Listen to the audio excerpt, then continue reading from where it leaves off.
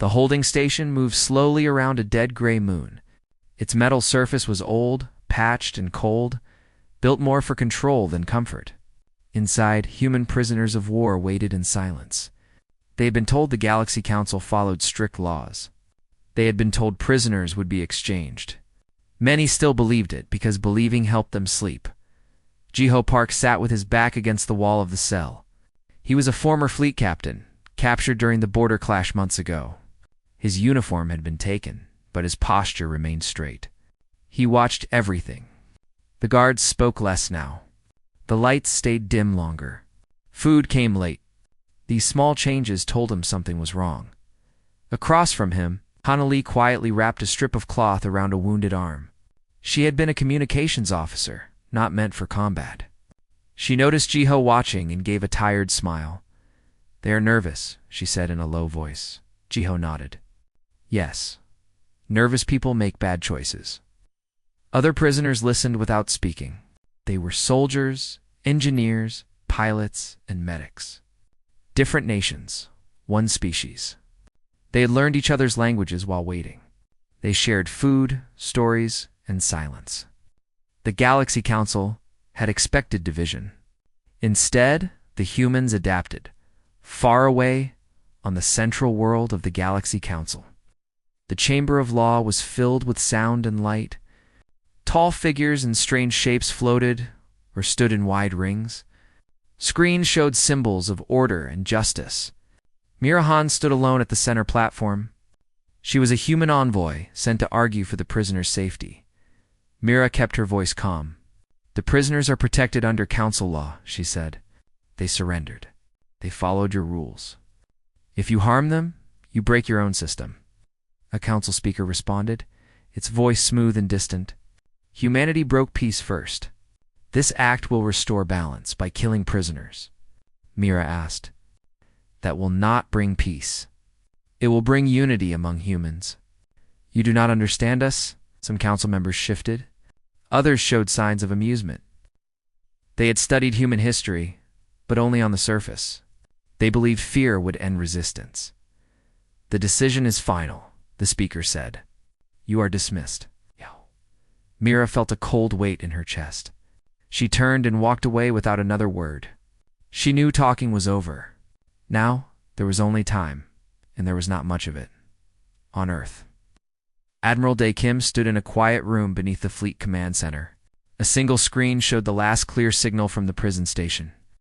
The feed cut out before anything could be confirmed. Still, the meaning was clear. Dae Kim closed his eyes. He did not shout. He did not strike the table. He had learned long ago that anger wasted energy. Instead, he recorded the time and date, then sent a coded message to every major defense command. "Prepare," the message said. "Do not respond. Do not speak. Just prepare." Back on the station, the guards arrived earlier than usual. They did not meet the prisoner's eyes. They ordered everyone to stand and move into the corridor. Jiho helped Hannah to her feet. No one resisted. That worried Jiho more than violence would have. The corridor led to a wide chamber. There were no weapons aimed, only machines lining the walls. Jiho understood then. This was not a transfer. This was an ending. He looked around at the others. Some were afraid. Some were angry. A few were calm. Jiho spoke clearly, his voice steady. "Remember who you are," he said. "Remember Earth." Hannah reached for his hand. Others followed, linking arms. They stood together, silent and unbroken. The process was quick. There were no speeches, no trials. The council had decided that human lives were numbers, not stories. The station returned to quiet. The machines shut down. A report was sent, marked clean and lawful. But not all systems were perfect. A small probe, damaged during the earlier conflict, had been drifting near the station. It caught fragments of data, broken images, energy spikes that did not match any transfer protocol. The probe's weak signal reached human space days later. Engineers worked through the night. When the data formed a clear pattern, the room fell silent. Admiral Dae Kim watched the playback once. He did not need to see it again. He ordered the room sealed and the data copied. No release, he said. Not yet. On Earth, families continued their daily lives. Children went to school. Markets stayed open. There were no emergency alerts. Humanity did not scream. It listened. Mirahan arrived back on Earth 2 days later. She went straight to Fleet Command. When she saw Dae Kim, she bowed her head. They did it, she said. I know, he replied. What happens now? Dae Kim looked at the star map on the wall. Hundreds of lights marked human systems. Beyond them, thousands more marked the galaxy. Now, he said, we become very patient. In shipyards across the system, work increased. Old ships were repaired instead of scrapped. Training programs were shortened but intensified. Civilian factories quietly shifted output. No announcements were made. Other species noticed activity but not its meaning. Jiho Park's name was added to a long list. So was Hannah Lee's. The list was not released. It was stored among the stars. The Galaxy Council congratulated itself. The problem of humanity, they believed, had been weakened. Fear would spread. Resistance would fade. They did not understand one simple truth. Humanity did not forget its prisoners, and it never forgave those who killed them. The probe's data spread. Through sealed rooms and silent halls, only a small group was allowed to see it. Admirals, analysts, engineers, and one civilian envoy sat together, watching broken images and listening to damaged audio. No one spoke while it played. When it ended, the room felt smaller. Admiral Dae Kim stood at the front. His face was calm, but his eyes were hard. Confirm, he said. A young analyst nodded. Energy signatures match execution systems. No transfer logs. No medical protocols. It was deliberate. Dae Kim thanked her and dismissed the room, except for a few senior officers and Mira Han. When the doors sealed, Mira finally spoke. They knew what they were doing, she said. They wanted us to see it. They wanted fear, Dae Kim replied. They sent a message. And what message will we send back? Dae Kim did not answer right away. He walked to the star map again. He looked at the borders where human space touched council-controlled regions.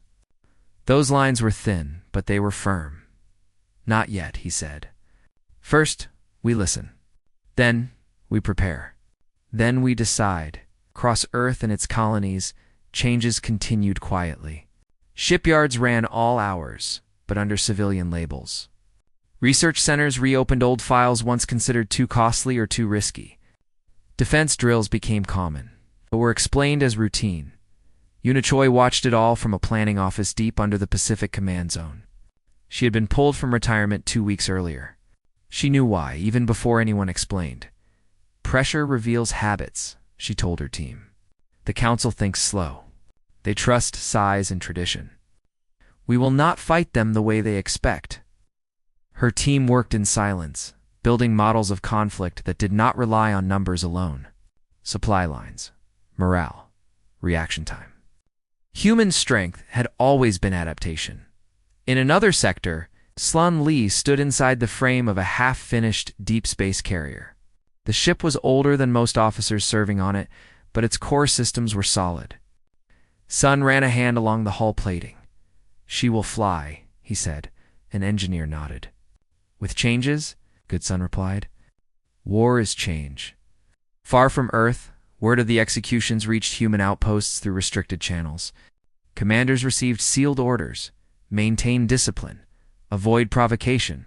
Gather intelligence. There were no speeches. No revenge calls. Just steady instructions. Among civilians, nothing official was said. Families of captured soldiers noticed the silence first. Messages went unanswered. Status reports stopped arriving. A few began to understand before anyone told them. In a small city near the equator, Ko Park's sister stood at a memorial wall that did not yet exist. She held no picture. She did not cry. She waited on the Galaxy Council's worlds. Celebration was quiet but confident. Reports marked the human situation as contained. Trade routes resumed. Fleets redeployed elsewhere. The council believed the lesson had been delivered. One junior council observer questioned the move. "They are not reacting," he said. "Humans are known for emotional response," senior member replied. "That is why this worked. Fear does not always scream. Sometimes it hides." They did not consider another possibility. Mirahan spent long nights writing reports that would never be sent. She documented every word spoken in the council chamber, every reaction, every dismissal. History mattered to humans. Records mattered. One day, these details would be used. She met Dae Kim again after a week. "They will not admit fault," she said. "Even now." "They don't need to," he replied. "The galaxy will." He handed her a small device. "When the time comes, you will speak again. Not to them. To everyone else, what if they silence me?" "They will try," Dae Kim said. "That is why we are waiting." Waiting did not mean weakness. Human fleets ran drills in deep space, far from sensors. Crews trained for damage, isolation, and long engagement. Medics trained for shortages. Engineers trained to repair systems while under fire. Jae-moon worked inside a test chamber, sweat running down his face. The prototype before him was unstable, but promising. "If this holds," he said to his assistant, "ships won't need to retreat so often." "Or at all," the assistant said. Jae-moon smiled faintly. "Exactly." Weeks passed. The Galaxy Council began to notice patterns they could not explain. Human trade did not stop, but it changed routes. Human ships avoided contact but gathered data. Signals increased, then vanished. A council scout vessel disappeared near a neutral system. No distress call. No wreckage. The event was marked as an accident. Dae Kim received the report and placed it into a locked file. "Still not yet," he said. Some officers struggled with the restraint. Younger captains asked why nothing was being announced. Why no demands were made? "Because words are cheap," Dae Kim told them.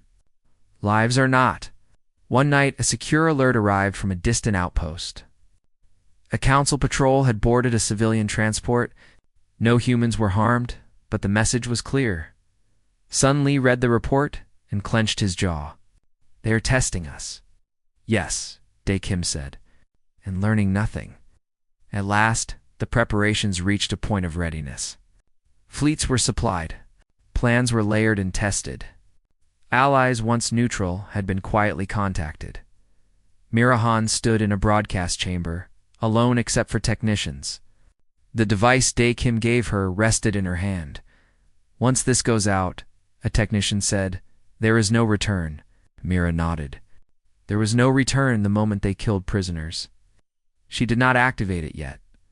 On a distant council world, leaders gathered again. A report noted unusual human activity. "They are afraid." One said, "Then it worked." Another replied, "They approved increased patrols, but no defensive changes." Tradition, said the council, was untouchable. Back on Earth, Dae Kim finally sent a short message across all human command channels. "Final readiness," it said. "Stand by." Across space, human crews took their positions. Hands rested on controls. Eyes fixed on dark screens. No alarms sounded. No declarations were made. The galaxy remained quiet, and in that quiet, humanity finished preparing to answer a crime that would echo across the stars. The first public sign came quietly. A human medical convoy entered a neutral system that had long been under Galaxy Council observation. The ships carried supplies, not weapons. Their transponders were open. They followed every rule. A council patrol moved to intercept. The encounter was recorded from multiple angles. The patrol commander demanded inspection rights beyond legal limits. The human convoy leader refused, citing council law. The exchange remained calm. Then the patrol fired a warning shot too close to the lead ship. The human convoy did not return fire. Instead, it transmitted the full recording across open channels and jumped away using a route that should not have been possible. Within hours, the footage spread. Mirahan watched the response build from a quiet office. Neutral systems replayed the event again and again. Analysts paused the frames. The Council patrol had broken its own law. That is the crack, Myra said softly. On Earth, Admiral Dae Kim allowed the footage to circulate. He did not comment. Silence gave others room to speak. In the following days, more incidents appeared. Always small. Always clear. Human ships followed rules. Council forces bent them. The pattern grew too large to ignore. Choi adjusted her projections. They are reacting emotionally now, she said to her team. They believe pressure will make us fold. And it won't, an officer replied. No, Yuna said. It will make them predictable. Sun Li led the first repositioning of human fleets into deeper space. Not toward Council worlds, but around them. Supply routes shifted. Sensor nets expanded. A junior commander asked him, Are we surrounding them? Sun shook his head. No. We are letting them feel watched. Far from command centers, ordinary humans felt the change without being told. Media coverage spoke of increased patrols, tense borders, and diplomatic strain. No one mentioned the prisoners yet.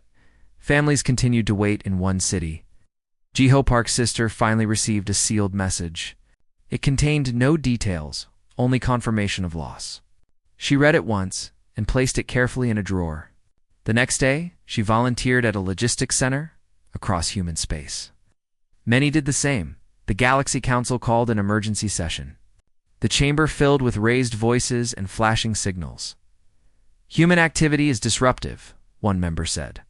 They are stirring neutral systems. They accuse us without proof, another added. A junior observer spoke again, more carefully this time. There is proof. The convoy incident. The patrol logs. Enough, the speaker said. Fear spreads faster than facts. We will remind the galaxy who maintains order.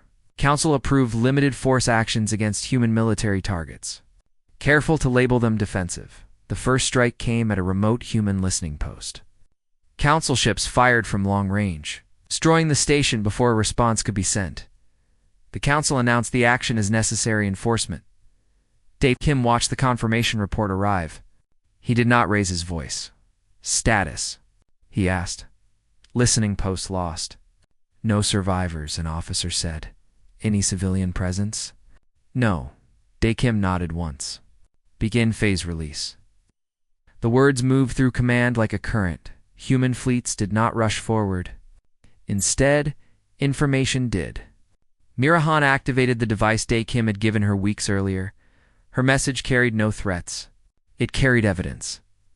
She spoke calmly, listing dates, locations, recordings, and council law references. She showed the execution data. She showed the convoy incident. She showed the destroyed listening post.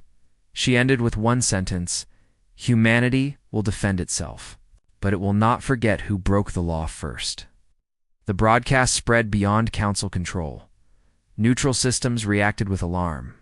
Some closed borders. Others demanded explanations. A few began pulling forces back from council commands. The council responded with denial and force. They moved a fleet into a contested system and declared it secured. That was the moment Sun Li had waited. 4 human ships appeared on sensors without warning. Not in a single group, but in many small formations. They moved fast and stayed spread out. The council fleet fired first. Human ships responded with precision. They targeted engines, sensors, and command nodes. They avoided life support systems when possible. Disabled ships drifted instead of exploding. Council crews panicked. They had trained for direct battles, not this. Within minutes, the council fleet was broken. Human ships withdrew. The battle lasted less than 10 minutes. Across the galaxy, analysts stared at the data. That was not conquest, one said. That was control. The council issued an emergency alert, accusing humanity of open war. Dae Kim addressed human command channels for the first time. We did not seek this, he said. We will end it. Human fleets shifted again, this time closer. Jae-moon watched his systems perform under real conditions. Damaged ships stayed operational far longer than expected. Crews adapted on the fly. We can keep going, he said. Yes, Sun Li replied. But we will choose when. The council tried to rally its members, but doubt spread faster than orders. Some worlds refused to send fleets. Others demanded investigations. One council member attempted private talks with Myra Han. We can negotiate, the member said. Return the prisoners, Mira replied. They are gone. There is nothing to discuss, she said. As days passed, human operations expanded. Always limited. Always clear. Every action was recorded and released. The contrast grew sharp. Council forces struck civilian infrastructure and a border system. The damage was heavy. That changed everything. Day. Kim stood before the command council. They have crossed from threat to pattern, he said. We will respond. Unichoi activated the next layer of planning. Human fleets moved with full coordination now. Supply lines collapsed. Command relays failed. Council forces found themselves isolated and blind. Sun Li led a strike that captured a major council logistics hub. Human medics treated wounded enemy crew. Prisoners were secured and documented. The footage spread. They care for prisoners, a neutral observer said. After what was done to theirs, the galaxy began to understand. On Earth, memorials were finally announced. Names were released. Faces appeared on screens. G.H. Ho Park's name was read aloud. Humanity mourned. Together, then it worked harder. The Council's authority cracked. Worlds questioned orders. Fleets hesitated in the quiet moments between actions. Dae Kim looked at the stars. We warned them, said to no one. The war was no longer coming. It had begun. The shift from limited response to full movement happened without ceremony. There was no single order broadcast to the public. No dramatic speech. The change was felt instead through motion. Fleets that had waited now advanced. Supply ships followed. Medical units moved closer to the front. Humanity had crossed an internal line. Admiral Dae Kim watched the live map update in slow waves. Human symbols flowed outward like a tide that did not rush, but did not stop. He spoke to his command staff in a steady voice. We keep our rules, he said. We protect civilians. We take prisoners. We record everything? An officer asked. Even now? Especially now, Dae Kim replied. Sun Li led a task group into a system once considered secure by the Galaxy Council. Council defenses activated late. Their sensors were confused by false echoes and delayed readings. Human ships appeared closer than expected. Hold formation, Sun said. No pursuit. Council defenders fired in panic. Their shots were heavy and loud, designed to frighten. Human ships moved between them, striking with short bursts. Engines failed. Control systems went dark. One council cruiser attempted to flee. Sun allowed it to go. Let them talk, he said.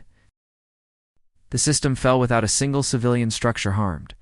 Across nearby systems, similar operations unfolded. Not large battles, but many small ones. Council commanders could not decide where to reinforce. Every choice came too late. Unichoi reviewed the data and nodded. They are chasing shadows, she said. They built their power on command chains. We are cutting the chains. On Earth, the public finally learned the truth. The footage of the executions was released without commentary. Names followed. Faces, short biographies. The response was quiet at first. Then the work doubled. Factories ran longer hours. Volunteers filled training halls. Medical students asked to accelerate graduation. No one called it revenge. People called it duty. Mira Han addressed a neutral assembly for the first time since the war began. She did not raise her voice. Humanity did not start this war, she said. We tried law. We tried warning. Our prisoners were killed anyway. We will now ensure it cannot happen again. A delegate asked, against the entire galaxy. Against those who support the crime, Mira replied. The rest may stand aside. Some did, others did not. The Galaxy Council ordered a mass strike meant to shock humanity into retreat. Dozens of ships moved toward a human, industrial system far from the core worlds, They did not reach it. Human scouts detected the movement early. Instead of meeting the fleet head-on, Sunli divided his forces. One group revealed itself, drawing the Council fleet forward. Another moved through a narrow jump corridor long thought unstable. The corridor held.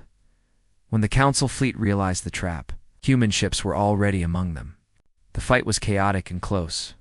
Human crews adapted in seconds. Council crews waited for orders that never came. J-Moon's systems proved their worth. Damaged human ships stayed active, rerouting power, sealing breaches. Continuing the fight. Within an hour, the Council fleet was shattered. Human medics moved in immediately. Footage of wounded Council crew being treated spread quickly.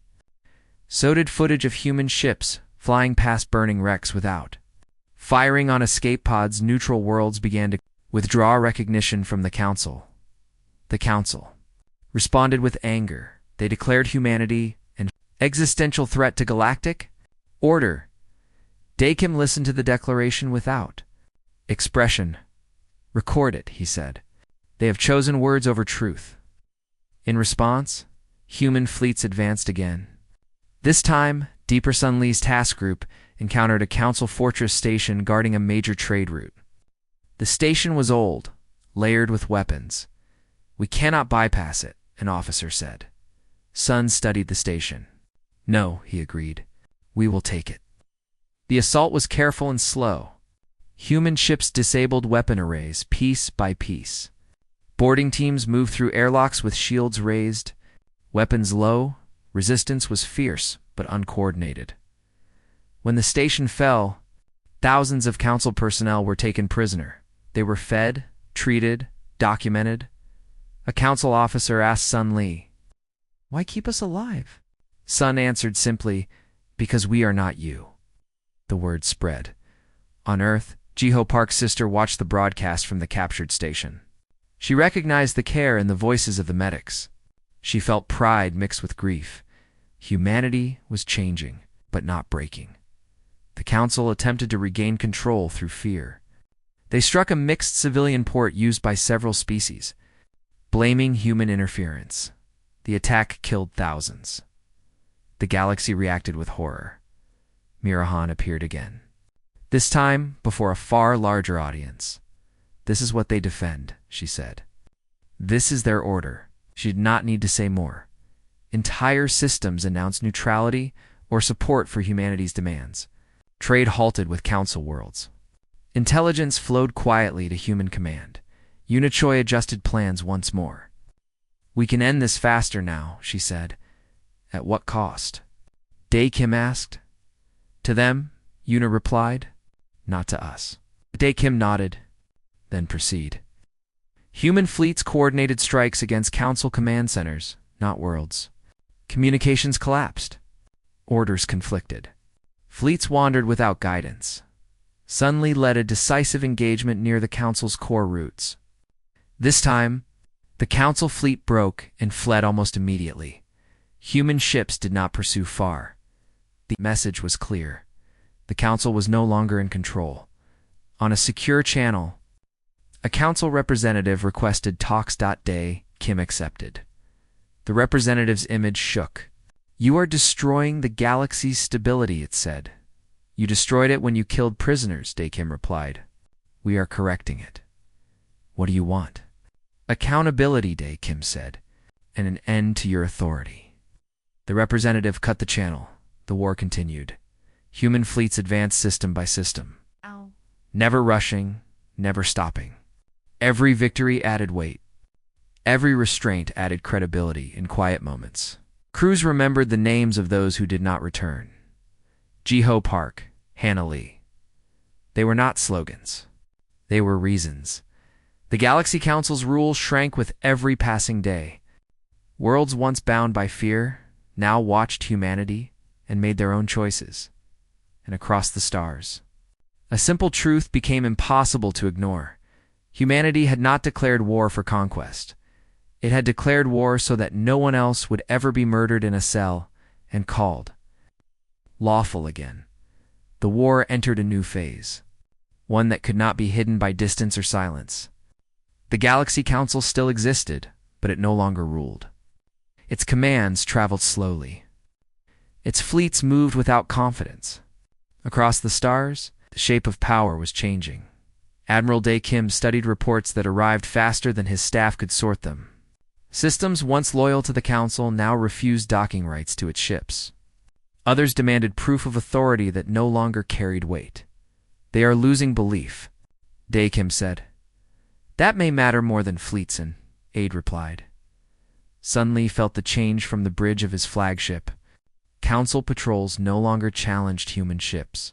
Some retreated on sight. Others broadcast confused warnings and then fell silent. "Fear is spreading," a sensor officer said. Sun shook his head. "Not fear, doubt." Human fleets moved deeper into former Council space. Not as invaders, but as pressure. Trade routes reopened under human escort. Civilian convoys moved safely for the first time in years. Other species took note. In one liberated system, a mixed crowd gathered as human engineers repaired a damaged station. Children of different species watched in silence. A local official asked a human officer, "Will you stay?" "No," the officer replied. "We are not here to rule." "Then why fight?" The officer paused. "So no one else will rule like they did." On Earth, the pace of life settled into a steady rhythm shaped by purpose. People worked, trained, rested, then worked again. There were no riots, no mass panic. The grief had matured into resolve. Memorial halls filled slowly. Names were carved carefully. Families visited together. They did not ask for speeches. Jiho Park's sister stood before his name again. This time, she placed a small metal badge beneath it. She had earned it volunteering with fleet logistics. She did not smile, but she stood straighter. Mirahan received messages from systems that once ignored her. They asked for guidance, for protection, for a voice. She answered each one. "Humanity will not replace the Council," she said again and again. "We will help you replace fear with law." Some believed her. Some tested her. A former Council-aligned fleet attempted to retake a strategic relay station. Human forces responded quickly. The fight was short and sharp. Afterward, human medics treated wounded enemy crew. Prisoners were documented and secured. The contrast continued to spread. J. Moon stood inside a repair bay watching a damaged human cruiser return to full power. "We can keep ships active longer than they expect," he said. "Then they will expect it," an engineer replied. Jay nodded. "Then we adapt again." The Galaxy Council called what remained of its leadership together on a fortified world near the galactic core. The meeting was tense. "We must strike decisively," one member said. "This slow loss is worse than defeat." "Against whom?" Another asked. "Half the galaxy no longer listens." A third spoke quietly. "Then we remind them why they once did." Plans were made in haste. The Council launched a final major offensive. They targeted a human-aligned system known for its shipyards and civilian population. The goal was terror. Human sensors detected the fleet early. Sun Li received the alert and immediately rerouted forces. "All units intercept. Priority is civilian safety." The engagement was massive. Council ships fired without restraint. Human ships placed themselves between the attackers and the planet.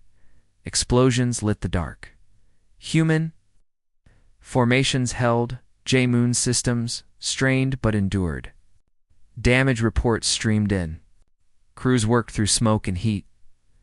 "We are holding," a captain reported. Sun closed his eyes briefly. "Then we finish this." Human ships shifted tactics mid-fight. They focused on command vessels first. The Council fleet lost coordination within minutes.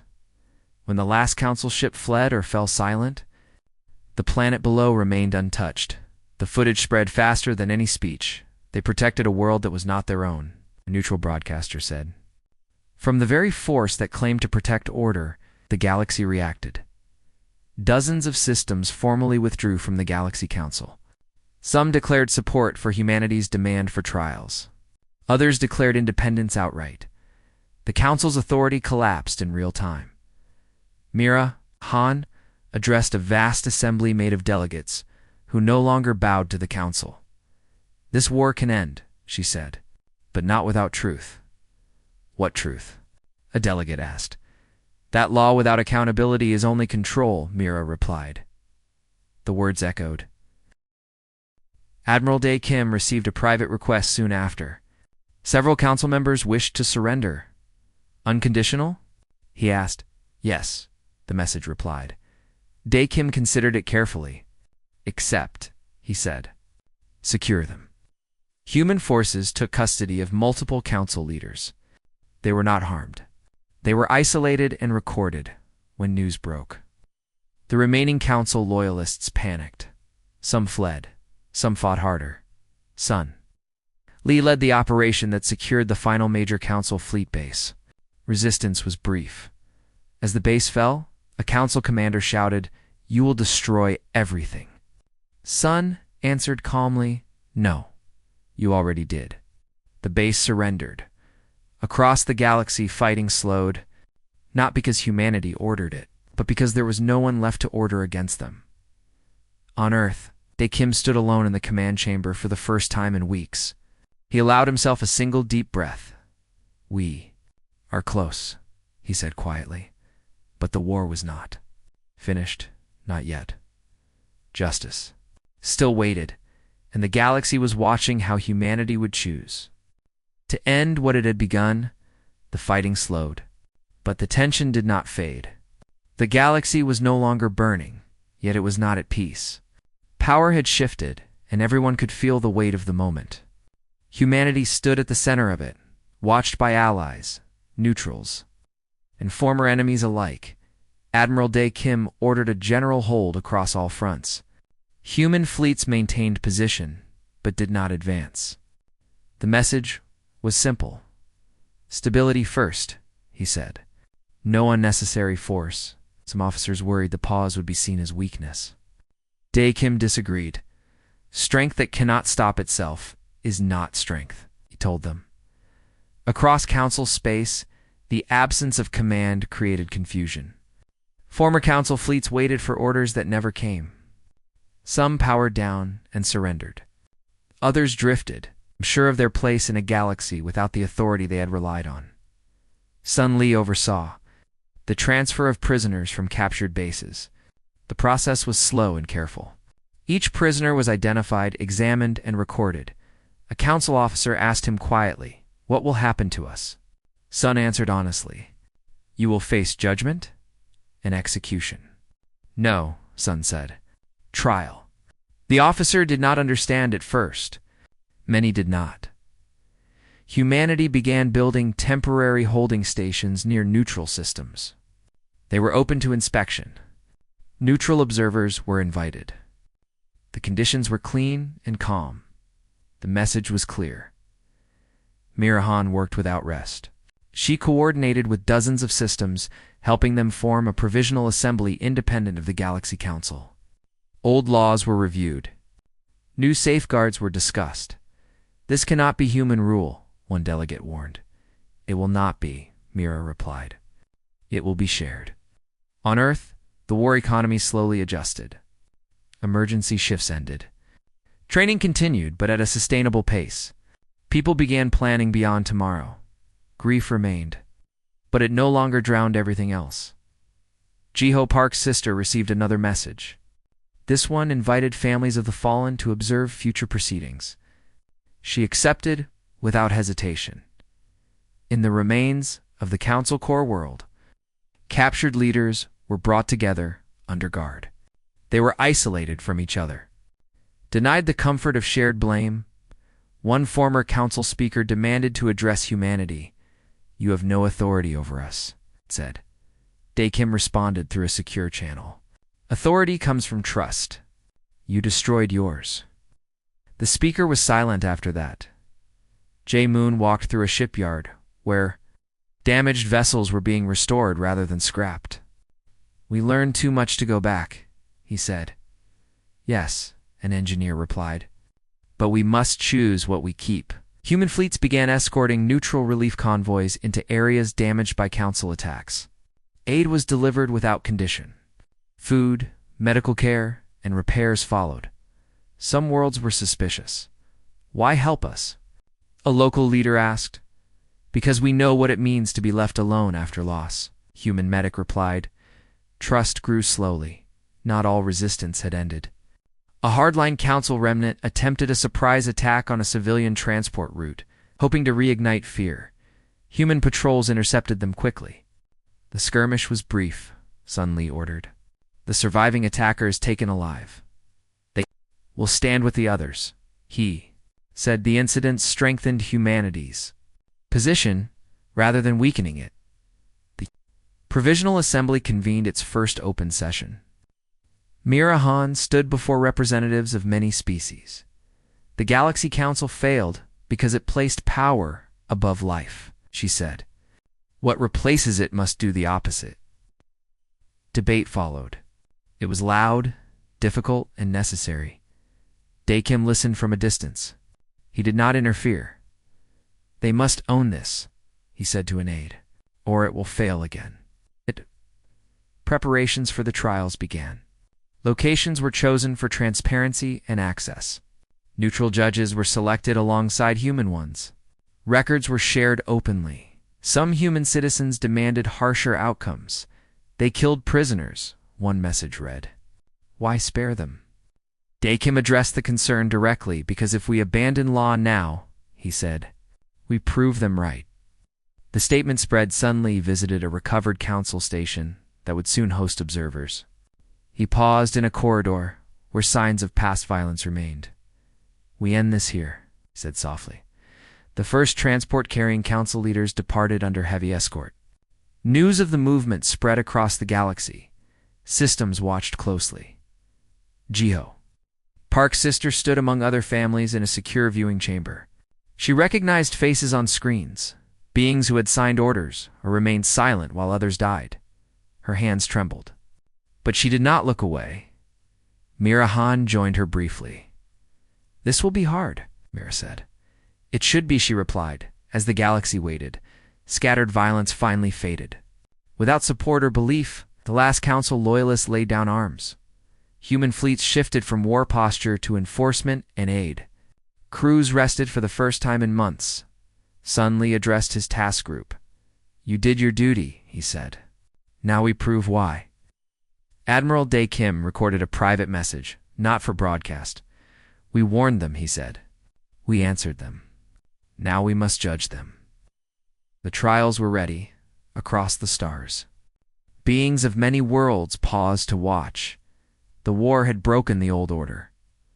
What came next would decide whether the galaxy healed or simply learned new ways to bleed. The chamber built for the trials was wide and open, not hidden behind walls or symbols of power. It floated in neutral space, surrounded by observation platforms. Representatives from many worlds watched in silence. Records streamed live across the galaxy. The accused were brought in one by one.